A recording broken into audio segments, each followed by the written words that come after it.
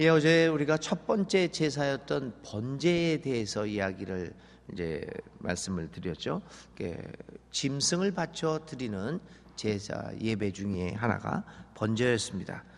오늘은 레위기 2장의 소제에 대해서 이야기를 드립니다.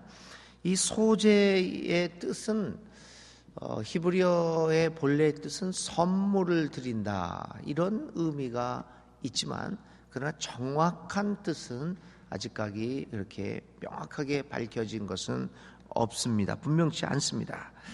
다만 이 소제의 특징은 짐승이 아닌 곡물 가지고 하나님 앞에 바치는 예물이었다. 그래서 소제는 일명 피 없는 제사다라고 불리우기도 했습니다. 짐승을 잡지 않고 짐승의 피를 제단 위에 뿌리지도 않습니다.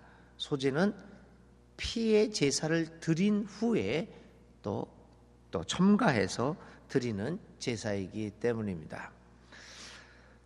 우리가 레위기 1장부터 5장까지 그 5가지 그 제의식에 대해서 성서가 기록한다고 그랬죠. 번제, 그 다음에 오늘 배우려고 하는 소제, 그리고 내일 화목제, 또 속건제, 속제제, 이렇게 5가지 예물들인데요. 이 제사들인데, 이 제사가 이스라엘 백성들에게 처음부터 있었던 건 아닙니다. 이 5가지가 한꺼번에 있었던 것은 아닙니다. 이미 우리가 이렇게 짐작하는 것처럼 성경에 나타나 있는 율법들도 마찬가지죠. 한꺼번에 모든 것이 이렇게 일시에 지어진 것이 아닙니다. 사회가 발달하면 발달할수록 거기에 따른 문제들이 발생을 하고, 거기에 따른 하나님과의 관계를 설정을 해야 될 필요성을 느끼게 되는 것이죠. 그래서 이런 것들이 세월이 많은 세월 속에서 만들어졌고, 이렇게 후일 온전한 체제를 갖추게 되었습니다. 이 소제는 번제하고, 이게 이제 성경을 읽는 방법들 중에 하나죠. 그러니까 이제 성경을 읽을 때 그냥 읽기도 하지만, 또 두 번째 단계는 그 성경의 본뜻이 무엇인가라고 하는 것들을 생각하기 위해서 역사적 배경들을 우리가 조금 더 들여다보면서 읽을 필요가 있습니다. 그건 꼭 목사들만 그러라고 하는 법 없습니다. 성도들도, 교인들도 성경을 읽을 때 좀 더 한 걸음 더 나아가서 깊이 있는 성경의 그 의미를 찾기 위해서 읽을 필요가 있죠. 그래서 조금씩 그 방법들이 있는데, 그 중에 하나가 이런 것들이죠. 오늘 이 번제와 소제가 있는데 한꺼번에 나온 것이 아니라면 어떤 게 먼저 나왔을까? 한번 그런 것들을 질문을 갖고 성경을 읽는 겁니다. 당연하지요. 소제가 나중에 나온 것이죠. 더 후대의 것이지요. 왜 그러냐면 소제는 곡식으로 드리는 제사입니다. 초창기 이스라엘 백성들은 유목민이었습니다. 그래서 짐승들을 키우고 살아가는 사람들이었기에 그들이 키우고 있는 짐승들을 중심으로 제사를 드렸습니다. 그런데 그 후일날 점차 시대가 발전하면서 이스라엘 백성들이 유목민에서 농경민으로 정착을 하게 되었죠. 그래서 그들이 거두어 드리는 물건들이 짐승이 아니라 점차 곡식으로 변하게 되었던 것입니다. 그래서 소제는 피의 제사를 드림없이 효력을 발생하며 곡물 제사입니다.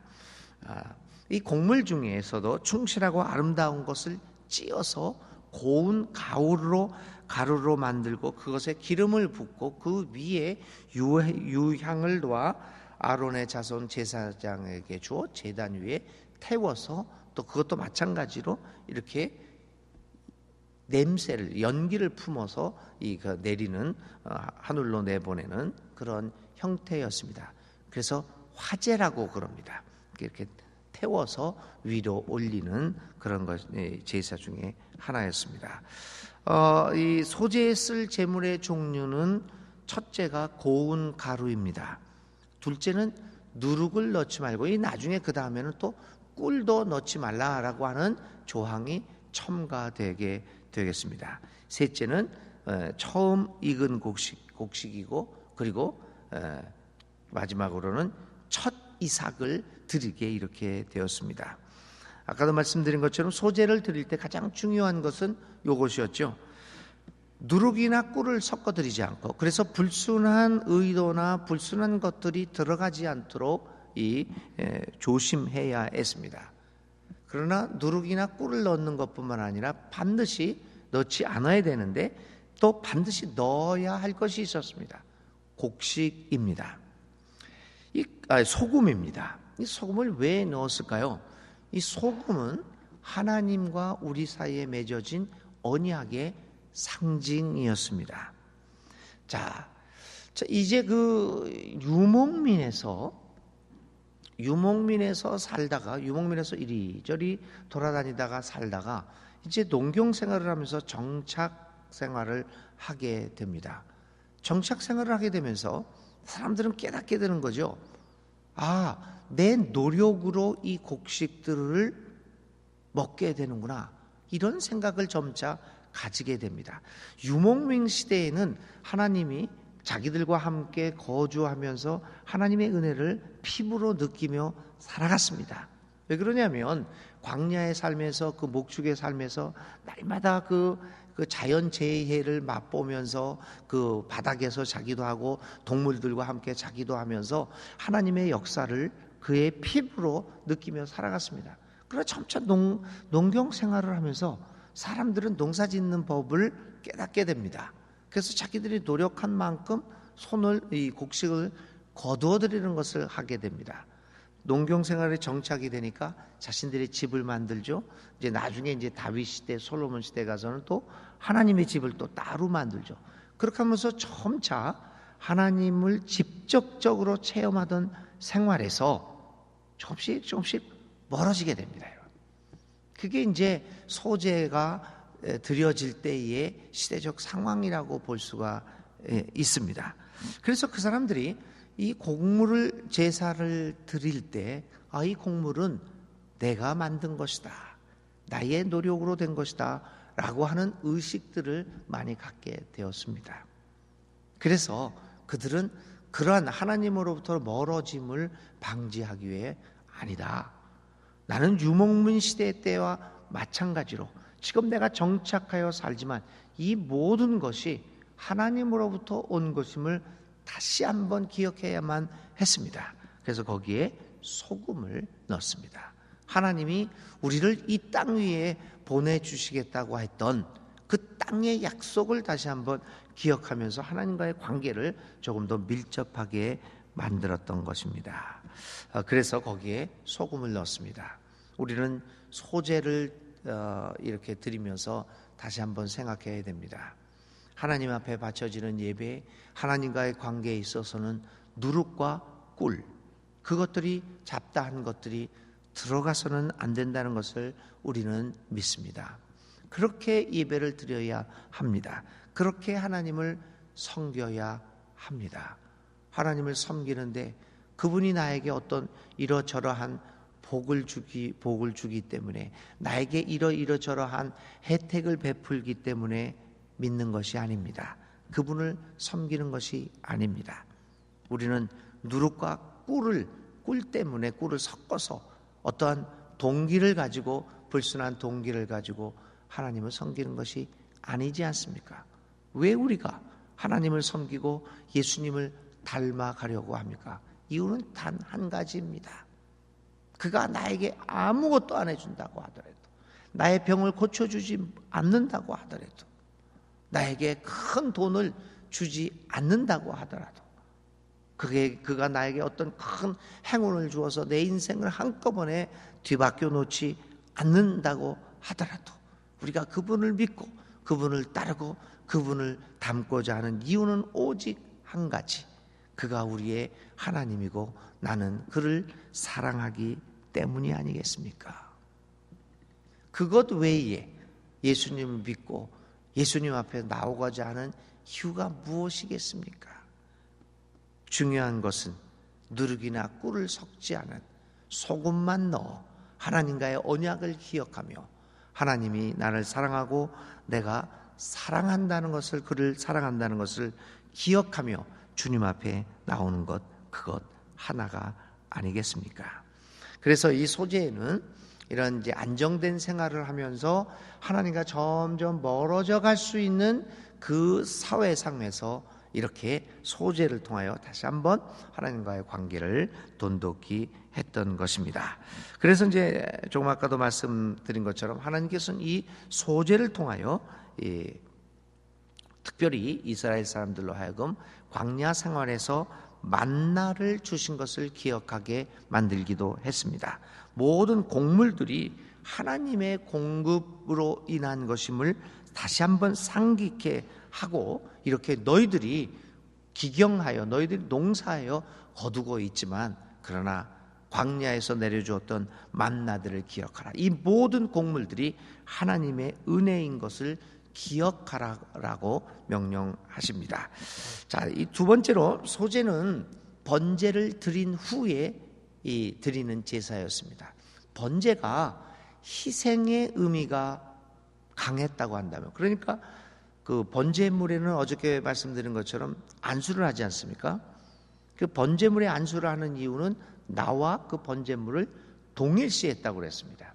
그래서 번제물이 드려짐으로써 나도 거기에 드려진다, 희생의 의미가 강했습니다. 그런데 이 소제는 희생의 의미보다는 감사의 예물, 그래서 이 소제가 히브리 말로 선물이라는 뜻을 갖고 있다고 말씀드렸습니다. 그래서 이 소제는 감사로 드리는 예물, 감사의 의미가 더 강했습니다. 하나님의 은총과 축복의 감사의 표로서 행한 제사라고 볼 수 있습니다.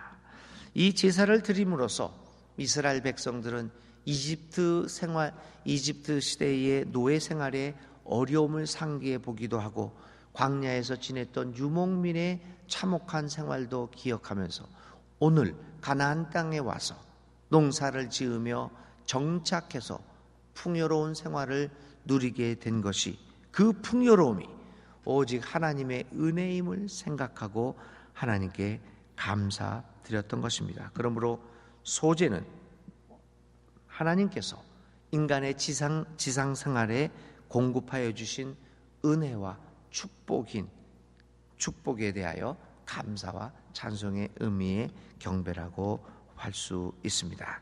그래서 오늘도 우리 소제를 통하여 우리의 하나님에게 감사하는 그러한 예물이라는 것들을 기억할 수 있기를 간절히 기도드립니다. 우리는 일상생활에 필요한 양식을 하나님과 하나님의 능력과 그분이 우리에게 주시는 복으로 인하여 살아가고 있습니다. 내가 먹을 것을 내 힘으로 벌어들이며 사는 것 같지만, 그러나 근본적으로 나의 힘에서 얻어지는 것이 아니라 하나님의 능력과 그분의 은총 가운데서 이렇게 식물을 벌어들이고 있음을 고백하면서 이 소제를 드립니다. 그러므로 우리는 날마다의 생활에서 우리의 삶을 가능하게 해주시는 하나님의 능력과 은혜를 깨닫고 하나님께 소제의 제사, 감사의 예배를 드리며 하나님께 감사하며 살아가야 하는 것입니다. 교우 여러분, 우리들의 예배는 이처럼 바침의 의미가 있는, 희생의 의미가 있는 번제의 의미도 있고, 이 두 번째로 하나님 앞에 모든 것이 주님께로부터 온 것임을 기억하고 감사로 드리는 이 의미도 우리의 예배에 있음을, 이런 옛날에 구약시대의 이스라엘 백성들의 제사를 보면서 다시 한번 깨닫습니다. 오늘 하루를 살아가시면서 오늘의 삶을 소제를 통하여 하나님께 감사할 수 있는 하루가 되시기를 간절히 기도드립니다. 오늘 소제를 통하여 다시 한번 내가 소유한 모든 것이 하나님의 은혜의 힘을 고백하며 누룩과 꿀이 없는 곡물로 하나님 앞에 예배드린, 바로 누룩과 꿀이 없는 우리의 자신을 하나님께 드리는 소제의 예배를 드리는 하루가 되시기를 주님의 은혜로 이름으로 기원드립니다. 오늘의 생각할 것은요, 오늘 내가 어떻게 소제를 통한 감사의 하루를 보낼 수 있을까? 소제를 통한 감사라고 하는 그런 말을 통하여 여러분들 오늘 하루를 보낼 수 있기를 바랍니다. 기도드립니다. 하나님, 오늘 곡식 예물을 드립니다. 우리가 일상의 삶에서 거두어 드리는 곡물을 통하여 하나님께 예배를 드립니다. 우리가 먹고 마시는 모든 것이 주님으로부터 온 것임을 다시 한번 깨달으면서 하나님께 예배를 드립니다. 오늘 우리가 먹고 살아가는 모든 것은 오직 주님의 은혜와 은총으로 인한 것임을 고백하며 저희들에게 일용할 양식을 주심을 감사드립니다. 날마다의 예배를 통하여 우리의 삶 자체가 하나님의 은혜임을 더욱더 깨닫게 하시고 감사한 마음으로 살아가게 하옵소서. 하나님께 바쳐지는 곡물에는 누룩이 들어가지 않아야 함을 봅니다. 거짓된 것이 섞여 있어서는 안 됨을 깨닫습니다. 우리로 하여금 우리의 삶에서 누룩과 꿀을 제거하게 하시고 순수하고 있는 그대로의 모습으로 하나님 앞에 나올 수 있도록 도와주시옵소서. 주님, 오늘도 우리의 삶을 통하여 하나님께 소제를 드립니다. 우리를 받아 주시옵소서.